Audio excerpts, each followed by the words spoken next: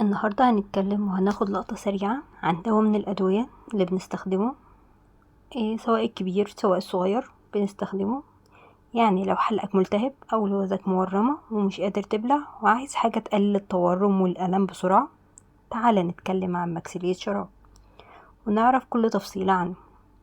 ماكسيليز شراب هو مضاد للالتهابات والتورم. المادة الفعالة اللي فيه اسمها ألفا أميليز، وده انزيم بيساعد ان هو بيقلل الانتفاخ والتورم اللي بيحصل مع التهابات الحلق واللوز او بعد خلع الاسنان.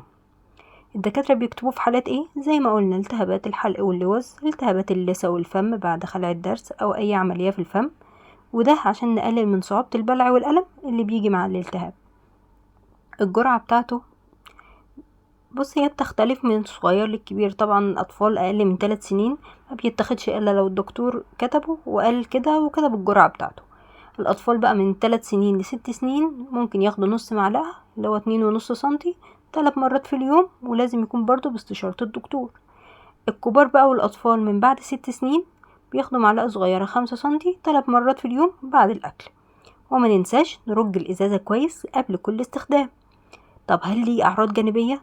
ممكن يظهر له شوية أعراض بسيطة زي مغص خفيف، إسهال، عدم ارتياح في المعدة، ونادرا جدا جدا إن يحصل منه طفح جلدي أو حساسية.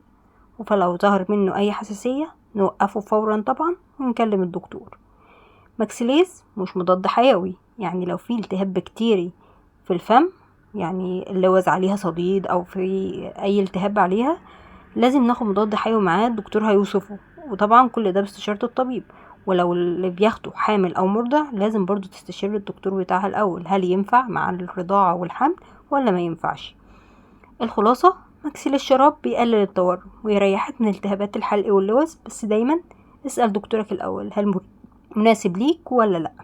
وسؤالي ليكم، انتوا جربتوا ماكسيليز قبل كده؟ كان تأثيره معاكم عامل ايه؟ اكتبولي تجربتكم في الكومنتات. انا عن نفسي جربته في التهاب الحلق وكان ممتاز جدا جدا وفعال، من يمكن تاني استخدام تستخدمه فيه يعني. لو عجبك الفيديو بتاعنا اعمل لايك وسبسكرايب عشان توصلك المعلومات اللي احنا بنقولها، وسلام عليكم.